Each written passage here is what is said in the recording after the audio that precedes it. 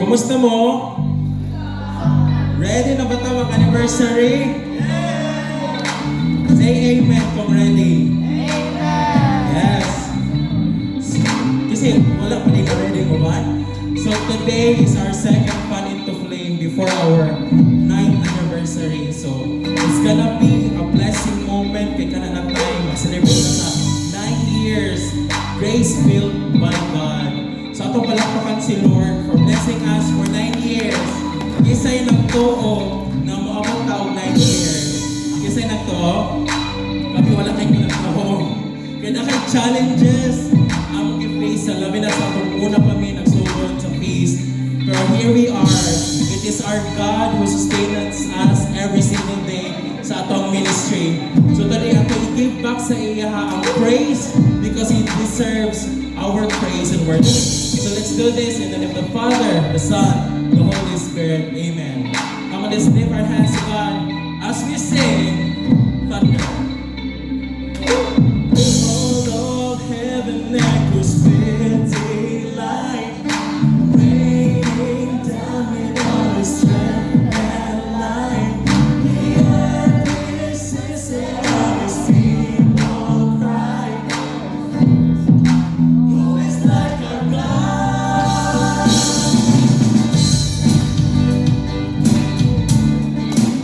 Come on, give me a hand.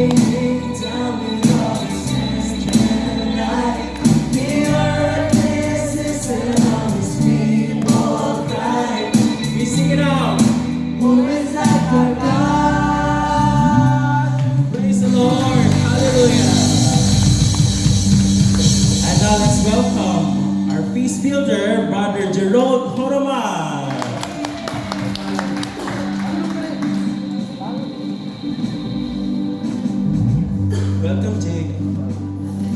Hello, Mark. Welcome. Welcome, everyone, sa atong second final Fan into Flame All Servants Gathering of the Feast SM Butuan. Pakingon sa imong katapat, Grace Field. Grace Field. No? Actually, muna ang theme sa ato ang anniversary, 9th anniversary, Grace Field. Why do you think ka na? Siguro mo ang leading sa Holy Spirit sa ato, no? So, brothers and sisters, pwede mo request ko sa matindog sa tapanan. Tindog sa. Tonight, we will be talking about the Holy Spirit. Because the Holy Spirit is a very important person of the Holy Trinity nga atong saligan sa ato ang ministry. And we need the fire of the Holy Spirit for us to become effective servants of the Lord. So ang tanan mga fruits, actually brothers and sisters, since atong first anniversary, anong i-survive ta until 9th anniversary, walay lain, it's the Holy Spirit that moves us. If naka-observe mo, niabot ang, bisa na asa na lang ito abot-abot, di ba? Since first anniversary, nag-starfish ta, tapos nibalik ta sa kanang as one group, tapos nabalin-balin tang mga venue, tapos nag-pandemic, nawala ka, nag-online, continue gihapon, wala, no? The desire comes from the Holy Spirit. And so tonight, atong i-emphasize, magsaligid ta sa prompting sa Holy Spirit because it is the Holy Spirit mo ang mag-move sa ato, mo ang ga-build sa ato ang community. Okay? So, today, we will talk about this very important topic about the gifts and empowerment of the Holy Spirit. As we pray, let's pray our favorite prayer here at the feast. In the name of the Father, the Son, the Holy Spirit. Amen. All together we say, today I receive all God's love for me. Today I open myself to the unbounded, limitless, overflowing abundance of God's universe. Today I open myself to God's blessings, healing and miracles. Today I open myself to God's word, so that I will become more like Jesus every day. Today I proclaim that I am God's beloved, I'm God's servant, I'm God's powerful champion, and because I am blessing the world. In Jesus' name, amen. Let us honor the word of God as we raise our hands.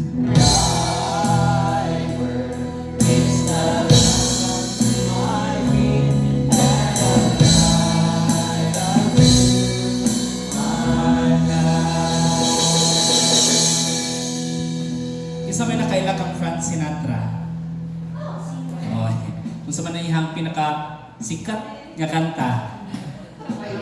Highway. Diba? Ang pinaka-common, wala siyang pinakasikat nga kanta ni Frank Sinatra, no? So, ilhangin kayo mga oldies. My Way, no? Kanya ang pinaka-kuan nga verse or line sa iyang lyrics sa iyang kanta is, I did it my way. But did you know, brothers and sisters, yung kanang nga kanta has murdered multiple times sa mga karaoke bars. Diba? Ma-remember gina ko, elementary days pa ko, kada balita, naanay gipusil, naay dunggab, naay namatay, ang hinungdan, tungkol kay ikanta siya, anak nga kanta, ang My Way. But you know what, brothers and sisters, ang mga psychologists, ang defense sa mga nakakulit o crime, insanity, no? Or yabag. But psychologist has something to do with this. Tingnan daw mga psychologist nga, murag ang lyrics niya maka-evoke siya ang feeling. No? So, nabasahan na po na siya. But today, brothers and sisters, we will be talking about the opposite thing. The reason why we are all gathered here. No? It is not all about I did it my way, but how we should get out of the way. No? Kitang tanan na-gather today, servants na sa feast. But then again, we have to remind ourselves, dili atong way. That is why we have to get out of the way. Because somebody has to move. Somebody has to work. Sa atong mga work. No? Sa ato ang mga pagpaningkamot. And so, we will be talking about the fire of God. Everybody say fire of God. Fire of God. In the ancient Israel, gigamit sa Ginoo ang fire. Sa templo, 24 hours na agay kalayo. Why? Para 24 hours na ay sacrifice nga i-offer sa Ginoo. Dili gyud palungon ang fire, no? Pero karon nawala na ng templo. Gipulihan na nag-Muslim nga kung sa tong Temple of Jerusalem, mosque na ang nakatindog dinha karon. But for us, we believe Catholics that the temple of God is kita. Ang ato ang lawas, ang ato ang kasing-kasing. 1 Corinthians chapter 3 verse 16, it says, You're now God's temple. Surely you know that you are God's temple and that God's Spirit lives in you. So if you're really God's temple, brothers and sisters, naaba po kay 24 hours ng fire burning within you. Okay, base napalong na ka, or base wala na nagawing fire, no? That means there are no more sacrifices sa ato ang life. You become comfortable. You've lost your edge. No?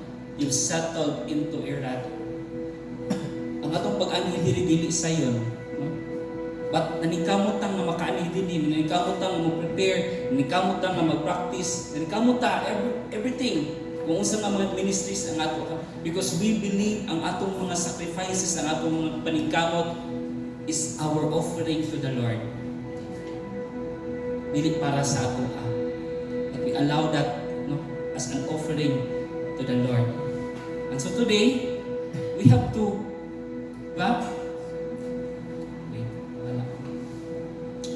So we have to get out of our way. We have to get out of our way. At to sa last slide. Okay. So,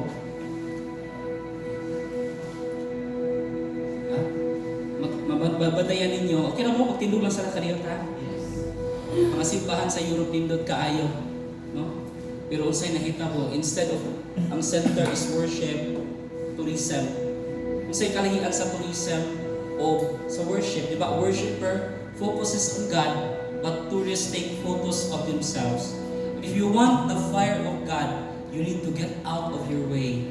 Your life shouldn't be just about you, nor should it depend on you. Remove your pride, which is expressed in two ways, arrogance and insecurity. Saying it, I did it my way, and sometimes, ma-fail ta. Kay kita ang center. Ang ato na dayong self-pity na dayong ta, I am worthless, I am nothing, God can use me.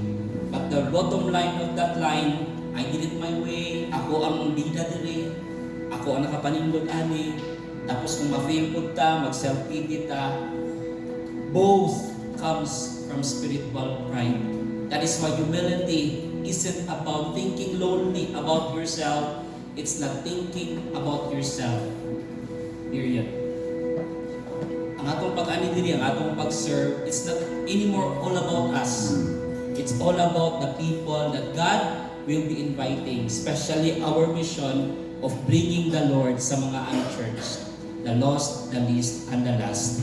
And so, the Lord uses fire, no? Pag si Prophet Elijah, nag-offer siya og kanang naging-contest siya sa mga prophets kung kinsa tong Ginoo nga maka-fall down sa fire sa offering mo tong tinuod nga Ginoo. So naging-fight si Elijah, di ba? Gigamit ni God sa tanan prophets, siya lang yun ang nakapasunog sa katong gi-offer nga cow.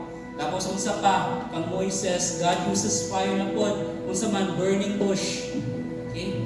And during the Pentecost, the Spirit came down like tongues of fire. Let's read Acts chapter 2 verse 1 to 4. When the day of Pentecost came, all believers were gathered together in one place. Suddenly there was a noise from the sky which sounded like a strong wind blowing, and it filled the whole house where they were sitting.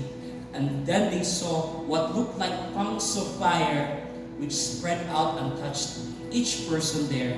They were all filled with the Holy Spirit and began to talk in other languages as the Spirit enables them to speak. So after the Holy Spirit came down, 120 disciples were changed. From being cowards, cowards into hiding in the upper room, they became fearless. they marched out of the room ready to die for Jesus. And years later, they did the same thing that all the apostles, except John the Beloved, died or became a martyr. So the lesson, brothers and sisters, is they go out of the way. That's what fire does atong life. That's what the Spirit does. It makes us selfless. It makes us sacrifice. It makes us servants. It makes us get out of our way. So today, brothers and sisters, I invite you to throw yourself to the fire of His Spirit.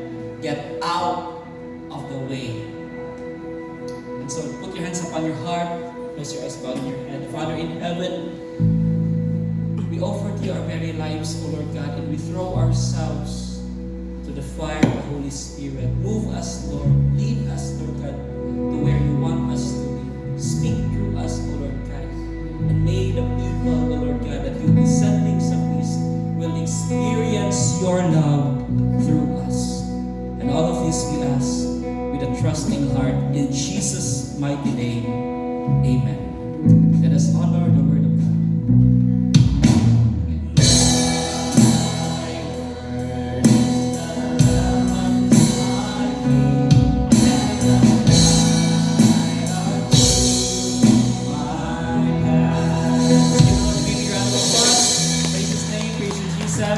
As you sit down, please tell the person beside you, God will speak to you today. So again, si Holy Spirit ang atong isputan karon. Okay? We will be talking about the gifts of the Holy Spirit. Okay? The same Spirit that came down on Pentecost Day is the same Spirit that is within you. Katong nadawat nimo ang imong bunyag, kinsa may nabunyagan na dire, taas ang kamot. Oh, of course, sa bata patag, bunyagan na ta. Okay, kinsa na may nakadawat dinhi sa confirmation, di ba? Of course. Kinsa may wala na kumpirmahan dinhi, please dawatan ninyo ang sacrament of confirmation because it is strengthening the gifts of the Holy Spirit sa inyo. Okay? So when you receive the Holy Spirit, brothers and sisters, you actually receive two things sa inyong kinabuhi. Number one, fruit. Number two, gifts. Everybody say fruit. Second, gifts. So what is the fruit of the Spirit? May balaan na to ko ang Holy Spirit na ana sa atua, di ba? Galatians chapter 5 verse 22 to 23. Kuan na naguna na si Aika, kagalo na gyud siya sa unsay pagka-pronounce sa Holy Spirit, memorize gyud niya. Diba? Sige, atong basahon tanan sa mga wala na-memorize. But when the Holy Spirit controls our lives, He will produce this kind of fruit in us. Unsa man ni? Love, joy, peace, patience, kindness, goodness, faithfulness, gentleness, and self-control. This means that when the Holy Spirit comes sa atong kinabuhi, the Spirit will transform your life to become more like Jesus. Mao gid na ang goal ni Holy Spirit. It is to sanctify us and to conform us to become like Christ. No? That is why kung madawat nato ang Holy Spirit, mas strengthen pa niya ang atong love, strengthen pa niya ang atong joy, naagay peace, naagay patience. No? Kung opposite ang naani mo, anak ng mga butang, say for instance, wala kay gentleness, kay puros kasuko, masilahi ng espiritu ang naani mo. So you have to think, no? Pag nakakaaning ng mga butang, that means na ang Holy Spirit sa iyo. Okay? So obviously, kanilang mga fruits, gradual na siya. It is a work in progress sa ato. It doesn't mean nga dili pa nato siya, dili pa gid perfect, dili nato mo serve sa Ginoo. Kisa may aware sa kanang kabadbaran nga simbahan, di ba? Ang kabadbaran nga simbahan girenovate. Okay? Girenovate kaya pag di ba? Girenovate dayon. Bisan girenovate siya daghay mga scaffolding, everything, ka-continue gihapon og visa. Okay? Na-realize nako na dili kinahanglan nga kanang perfect na ang imuhang kuan sa imong kaugalingon para ka mag-serve. Because even if dili pa perfect no ang structure within you, you can serve the Lord. Because it is the Spirit that will gradually transform our lives. What is the gift of the Holy Spirit? What are the gifts of the Holy Spirit? 1 Corinthians chapter 12 verse 4, Paul said, there are different kinds of spiritual gifts, but the same Spirit gives them. No? He then lists down some of these spiritual gifts. Okay? 1 Corinthians 12 verse 8 to 9. Okay, gusto man ang mga gifts. To one is given through the Spirit the utterance of wisdom. Everybody say wisdom. Wisdom. And to another the utterance of knowledge according to the same Spirit. To another faith by the same Spirit. To another gifts of healing by the one Spirit. To another the working of miracles. To another prophecy. To another discernment of spirits. And to another various kinds of tongues. To another the interpretation of tongues. 1 Corinthians 12 verse 8 to 10. Ngunit ang mga nakalista ako, daghan pa yung mga gifts sa Holy Spirit, but we will just focus on these gifts. Okay? So actually, pwede natin siya makategorize ang 9 spiritual gifts into 3. The first is the wisdom gifts. Kung sa man yung mga wisdom gifts, these are wisdom, knowledge, and discernment. Isa may naginahanglan ani nga mga gifts. Number 1, very obvious, mga teachers. You need these gifts. Mga preachers, writers, counselors. Kinahanglan yun yung mga gifts. That is why you have to ask this sa Holy Spirit na ihatag sa inyo pa. No? But I also believe that ang mga businessmen, no? Bisan kinsa sa ato, we need these gifts sa atong pang-adlaw-adlaw nga mga activities. Especially parents, no? Kinahanglan yun mo nga na ay guided with right wisdom sa lead sa inyong family. And all sorts of leaders need these gifts, no? To help them serve God's people. We need these gifts, especially sa atong pag-lead sa ato ang different ng mga ministries, because all of us here are leaders. Diba? Second, faith gifts. Under this umbrella are faith, healing, and miracles. Actually, kitang tanan, pwede tang ampo of prayer for healing. Okay? Kung naay masakit sa atong pamilya, we can pray over. Bisan kinsa sa ato But naagi yung mga tao nga gifted yun, no? For this specific kind of kaning gift, the gift of healing, mo gyud ang ilang trabaho, no? Mo gyud ang gift nga gihatag sa ila sa Ginoo nga mag-heal sila. I think ang atong igsuon nga community, ang Love and Mercy, mo nang ilahang gift, no? Ang kana yung gift of healing. Katong dito pa ko sa ilaha, grabe ang mga cancer, mga klase-klase ng mga sakit ang nangaayo sa ilahang pag-pray over dito. Sumo pa ng ilahang gift. Kita sa feast, lahi pa na ato ang klase ng healing. Okay? Because ang gift nga gihatag sa ato sa Holy Spirit is more on the unchurched man. So, katong mga di na manimba, katong di na ato sa dili na ato sa church. So kato gid ang atong focus, at is why ginaheld gyud nato ang feast sa mga malls. Kay mo gyud ang atong mission. Di na ta i-bless ni God kung mo follow ta ana. Mo na ang atong charism. Okay? So we need this kind. So actually sa atong mga feast wala tay ingon ani nga klase nga kuan, but ang atong intercessory ministry kinahanglan gyud aning increase of the gift of faith. Okay? To serve more effectively, especially nga sila gid ang ga-lift up sa ato every feast, ang atong intercessory ministry. No? Di ba? Mabantayan pud ninyo na ay gift of miracles pud nga mahita po pinaagi sa ilang intercession, pila ka mga answered prayers ang nangatubak through their intercession. That is why they need these gifts, no? Kaning faith, healing, and miracles. Ikatulo, speaking gifts, very important din siya sa among seminar.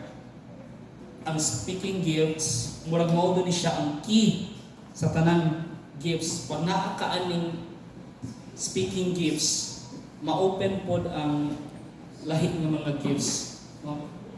So, unsa man yung mga speaking gifts, prophecy, tongues, and interpretation of tongues. duha ka klase ang tongues. Natay gitawag speaking in tongues o praying in tongues. Ang speaking in tongues, mao ni siya ang nag-need of interpretation or else useless ni siya. So kung sa atong prayer na alay mag-speak og something foreign, no? Dapat na mo interpret ana, no? That is speaking in tongues. Dapat nag-need siya og interpreter. Pero naabot ta gitawag nga praying in tongues nga wala na siya nag-need og interpreter. Wala na siya nag-need og interpreter. O sa may basihan nato anang praying in tongues, di ba? Kanus amang taga praying in tongues pag mag-pray ta sa pwede private or kan mag-prayer meeting ta, wala na nag-need og interpreter, no? You can pray anywhere pinaagi ana. Unsa may atong basihan pod ana nga naataan nga pwede ta anang praying in tongues. Okay? Ato ta sa Romans chapter 8 verse 26. No? It doesn't even have to be intelligible words. Paul said, we don't know what God wants us to pray for, but the Holy Spirit prays for us with groanings that cannot be expressed in words. So mabito lang nga kung mag-pray in tongues ka, dili ka kasabot. No? Pero ang Spirit nga nasa imuha, ug si God, may nakasabot ana. Okay? So if gitagaan mo ana nga gift, kung mag-pray mo in praying in tongues, gamitan na ninyo every during sa atong ministry because it can help us. Okay? Especially sa pag-deliver. Because every feast, brothers and sisters, whether you like it or not, it is a spiritual warfare. Naagi, ang atong kaaway, huwag yun nalipay na. Okay? So also the gift of prophecy, actually the gift of prophecy is not all about fortune telling. Dili ingon ana ang prophecy. But prophecy is actually hearing God's message for others. Okay? So mao to siya ang mga gifts sa Holy Spirit na kinahanglan i-empower nato sa ato ang life. Okay? So actually, brothers and sisters, ang gifts nato, no, is already embedded na sa atong kaugalingon. Actually, ang atong ability, no, ang atong availability will attract God's availability. Actually, si Brother Bo, wala pa yun sa iyang mind nga mahimo siyang preacher. But because of this certain lady, itawag na to Sister Aida, nga naka-receive siya of word from the Lord, o niya during sa ilang prayer meeting, I think we all know the story. Yun na niya ang mother ni Brother Bo nga, or nga somebody here, mag-preach sa tibuok ka, mahimong international speaker. No? Pagtuo pag yun siyang mother, iyang father, kay sila naman duha ang lalaki niya, ang pronoun nga use is he. Niya duha naman sila ka lalaki dito sa prayer meeting. So nagtuo siya nga iyang husband may mahimong preacher. Mo ang gipasabot ni Sister Aida. Pero si Brother Bo di ay. Okay? So, and Brother Bo just keep on saying yes sa mga invitation. Brother Bo, willing ba ka mo to? Pwede si yes. Yes lang gid siya sa mga invitations until karon. They're 40 years. Sige gihapon siya og preach sa feast. Okay? Until now, nag-guest speaker na siya. Diba? So, actually, brothers and sisters, if you want to develop the gifts that you have to be available. Okay? Because if you're available, your availability will attract God's ability. Diba? Do you want more joy in your life? Or more passion or more meaning sa inyong kinabuhi? You have to say yes more often. Daghang instances na sa akong life, mo give up na sa ministry. Kaya nga naman, kapoy. Nabito'y times nga sa pag mo, when I was before, lahi ng mga ministry, mulaylo ko, pila ka buwan. Pero sa paglaylo na ko sa pila ka buwan, maka-feel ko nga empty ko. Murag mas gusto na ko nga ma-feel ani nga burden. Kaya bisan pag-ingon ani ang ma-feel na ko nga burden, at the end of the day, murag lahi ang joy nga imong ma-feel, nga naka-serve ka, lahi ang joy nga imong ma-feel. Dili ka empty to speak of. Lahi, walay loneliness nga ma-feel na ako because I believe at the end of the day na ako'y nahatag, na ako'y kaysa sa magtanga ako sa balay, kaysa wala ako'y buhaton, tinuod yun din na mas kapoy ang wala kay buhaton kaysa sa nakakay buhaton. That is why if you want more joy sa inyong life, more passion, more meaning sa inyong life, you say yes more often. You say yes more often. Diba? When I was still young, wala din ko ba kadista na pagkataon. I'm not saying nga yung anak ko mo, but sa ako experience, tibuok na ako youth nga life, ako yung i-offer sa Ginoo. I said yes to God whenever invite ko pagkanta sa choir. I say yes to God whenever sugod pa lang sa feast, mag-appeal sa intercessory, mag-pastor sa mga chairs, and everything. I just said yes to God. And because of that, I keep on growing every single day because I said yes to God. Diba? I was even inspired, no? When si Sky, yun siya sa kuwang, yung mga anak, pagsugod sa feast, no? Hindi pagkabalo mo drum. But they said yes to God. No? They tried na mag-drum. Karon, di ba? Nindot na kayo ang atong kuan. Nindot na kayo ang atong music ministry. We've been praying for a drummer sa atong life. No? And then somebody just said yes. No? Si Ate Kay, pag na sila kabalo, pagsukuan, wala pa yun ba? But they tried. No, she just said yes. Karon mo na-income, pinagi sa ilang kuan, di ba? So you just have to say yes to God. Ayaw lang sa give up kung somebody mag-invite sa inyo, just say yes to God because that your availability again will attract God's ability sa inyo kinabuhi. But then my one big message again, we have to go back, no? That we have to get out of our way, diba? We have to make sure that we have nothing to boast.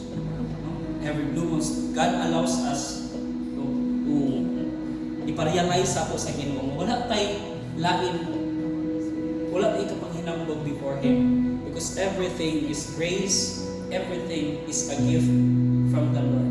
Na at times na mag-preach ko sa feast, murag feeling na ko boring kayo mo, murag dili kayo lively. Pero na one time, katong nga day, grabe ka, katong nga Sunday, grabe ka, boring kaya nga, kung feel ako sa akong kagalikod nga, murag boring kaya nga kung pag-deliver sa talk anak nga day.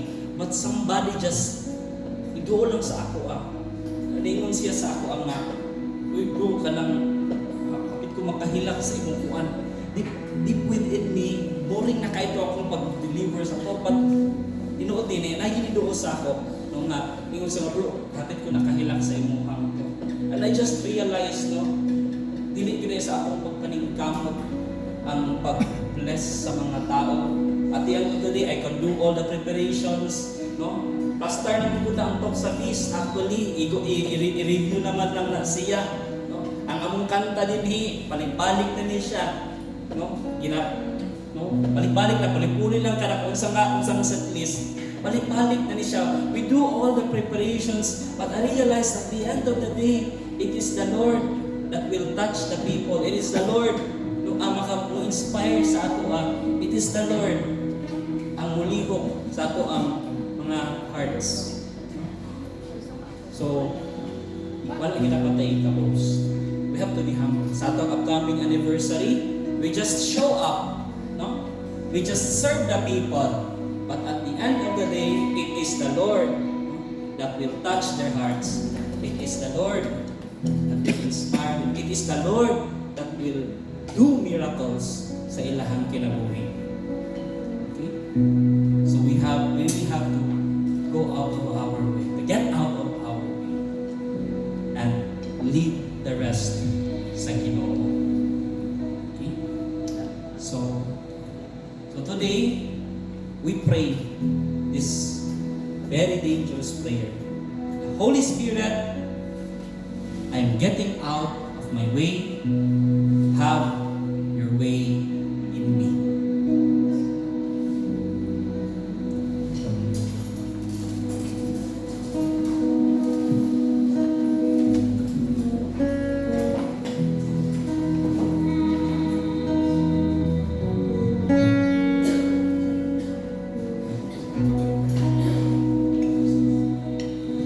brothers and sisters, I invite you to stand up as we worship our God tonight.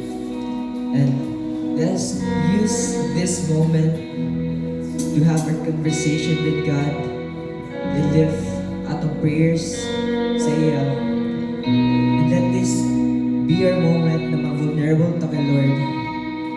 And let this be our moment with Him as attendee and not His servants. So tonight, let's lift our everything to our Lord and sing this worship.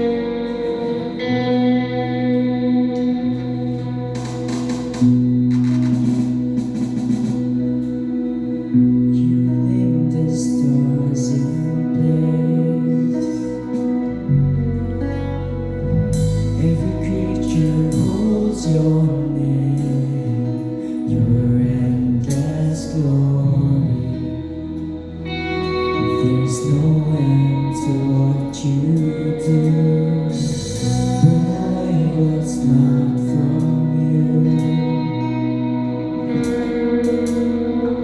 Every little God we sing to reveal your glory. Come and show what you can do. Open up heaven's door, we've seen you move. There's so much more. That favor and your presence fall. Let your glory come. Let your will be done. We let go of all that we desire. We make room for what you want to do. Let every promise that you make leave us astounded in your ways. Let your glory come. What you promise you will do. Though it takes time, we can trust you to write our story. Come on, lift it up to God. Come and show what you can do. Open up heaven's door, we've seen you move. There's so much more. Let favor and your presence fall. Let your glory come. Let your will be done. We let go of all we desire. We make room for what you want to do. Let every promise that you make leave us astounded in your ways.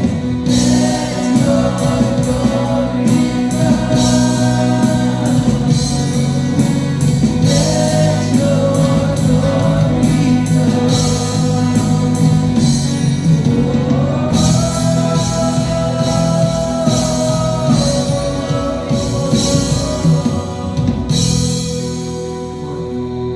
Let's surrender and declare with these words to our God, our Almighty Father.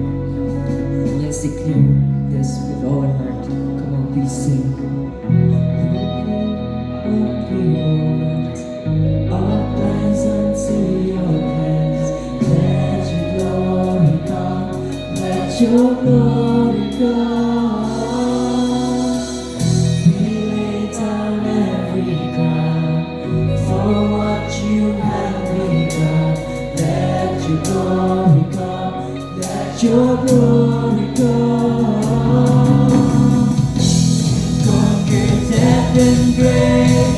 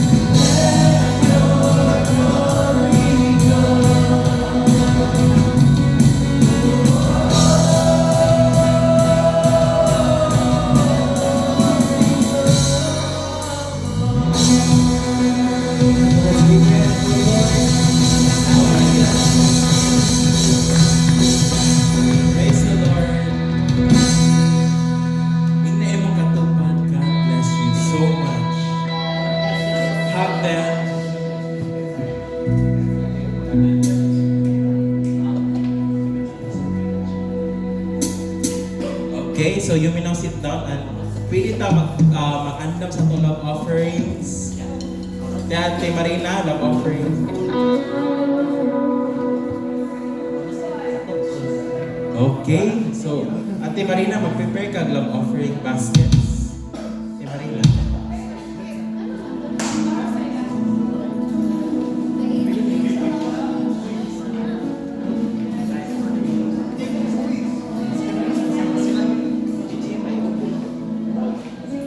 Okay, before ta mag-prepare sa istorya sa Pilitikay kadali, short reflection sa atong topic today. Buot na siya program. Bigyan nila, wala akong So, interview ito. before anything else, we would like to welcome Yes. our brothers and sisters. Our brothers and sisters. Yes.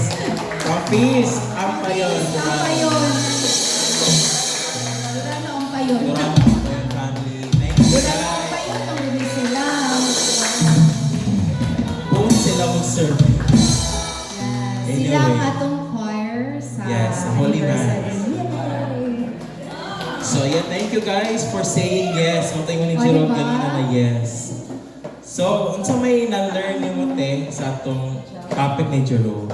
Katulad yung if you say yes, the Holy Spirit will enable you. Katong sa Acts, mo yun ito yung instruct sa ako karon nga gabi.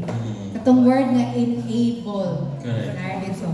Unsa ganito nga unsa ganito nga passage sa Acts. Mayroon si Bro Ito, Jerome. ni prosper gid ang Pero pag-yes. kadto yun, if you say yes, and tudugang, to add no, as a mother, proud bang yun no, pero gibalik ra gyud ako sa Ginoo tanan, dungog ug himaya na share ni Brother Gerald kaganiha about sa mag-drums lagi no. Ya, dili lang si Jandro kundi si third pa jud. Yay! Himay ko. Then karon kuan siya at 11 years old, apil na siya og music ministry. Ano to? Music Ministry Training Course. Ayan. Oo, hantod January pa na siya. Every other Saturday sa TGFM. So, nag-koyog siya, naka-appeal siya. So, praise God. Sa iyang ito tanan. The Holy Spirit rin ito. So, ikaw. So ako pangutan na ni ganito. Sa 9 years na nag-serve sa feast, kabalo na mo sa akong weakness, no? Na pag ma-burn out, mo leave sa GC. Magyaw-yaw na siya sa Yaw-yaw na dayon, pero kung gid ka ng dahan ay kung sa reality pa ni nang luod na ko like pag nakoy kalainan sa tao or like di ko ganahan sa kuan, cut off dayon ko like dili na ko ganahan mapakita ana inana akong personality pero naaman ta sa Ginoo no. Mo dili ka kaikyas daghan ni attempts na muling na ko sa feast pero murag gipabalik good ni Lord, di ba? Murag okay 1 month mag-rest ako pero gabi ko ni kani Lord. Nawa ka nila. Lahat ng gani. Because I belong to LOJ. More dyan na siya. Amen. Kaya daghan ko yung moment na Lord, di na ako mag-peace, mangit akong lain community, di na kita ko kaya. Like, daghan na yung hita mo again. Pagkawa, okay na siya. Pero di na mag-ipon dire. Murag niya ako sa point na kapoy na magreklamo, kapoy na mag-attempt na mahawa. Dili na For ko. prayer yun ako, no? Holy Spirit yung move po sa inyo. Yes, si Lord. Asa ato ang tanan. Yes, si Lord is ang workout sa to ang weaknesses. Yes. Kaya nga no, murag, lain ako po na murag, puto yung ni Jerome ganina, pag wala po ka sa ministry, murag po kag empty ba, like, okay, wala ka nang pakita, pero murag empty ka. Murag wala kay reason to live ba, wala si Lord sa imong dapit. So sige na lang, like, let's live in a ministry na dili ka comfortable, kaysa comfortable ka, pero empty ka. Kaya mo itong ingon ni Bro Gerald kaganiha nga, murag kapoy nga kuan, undang sa siya, murag sa siya, pero murag empty man. Bahala nagdaghay challenges, basta kay fulfilling mo po, di ba? Nangingana. Even karon gani na murag kapoy naman prepare for anniversary, pero kabalo ko sa akong pagbalingon ng pag-anniversary, paghuman. Birthday to the Lord, thank you sa hago, thank you sa efforts, thank you sa sacrifices. Yeah, let God use us. So, mauna siya ang learning today. I hope na inyo na magamit, dili na magpaluya. Kaya nga no, naingon si Nicole ganina ba na, naman yung mga servants sa unang Lagi, daghan ka ahin mo. daghan kayo wala. Ako maingon din ng people come and go. Yeah. Para sa imo kung stay ka or dili. So, stay ko. Ni go na to sila, ni kam naman po. Ano na pa ni kami? Maybe because na sila lain destination si Lord sa ilaha sa laing dapit. Yes. So si Lord ay mag-vote ko sila. So, mo na siguro to happy ko kay we were able to have this. Thank you, Jay, for reminding us sa gifts and also sa dapat committed gapon ta kay ano mag 10 years na ta next year. Kita mo paluya kay Uy, mag-thank you po dito sa taga-MSC. Yes, thank you MSC for always welcoming us here sa inyong venue. Huwag din na itong second home aside sa SM Cinema. Yes. Yeah. So, today ready na ba sa itong love offerings? Butang na ni Franz iyang Yeah. offering. Okay, let's stand up. Ikaw, Ti, ay ko ako sa Okay, ko na lang. Okay, dear, let's stand up as we pray for our love offerings. Dear Lord, thank you for blessing me. I offer this at a thanksgiving heart. Use my offering to bless others mightily. In Jesus' name, amen. Come on, let's give our love offerings to God.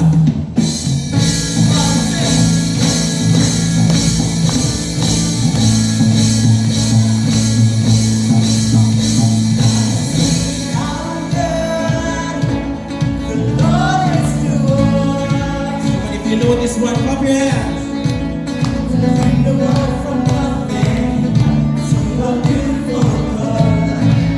What do we say? What do we say?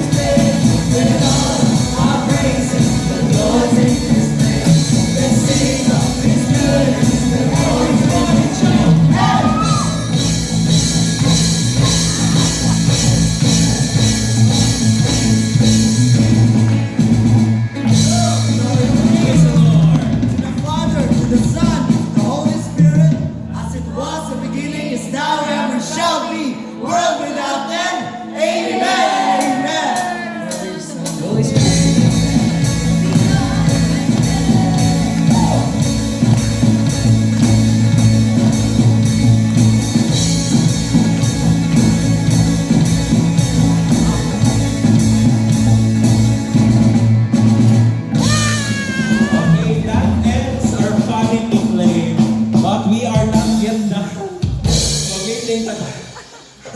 Okay, sit down muna, sit down. Thank you for participating. Okay. Hello. Sige ko sa talaman sa break. Okay. Uy, pila na nakaadlaw, anniversary na. Nang-invite ba mo ng mga anniversary ta? Yes, yeah. Isa'y nang-invite. Wala mo nang-invite. Dapat na mo'y mag-bless one na day. So, ano nang SpongeBob? Okay. Sige, before ta mag-proceed na ta sa atong meeting na.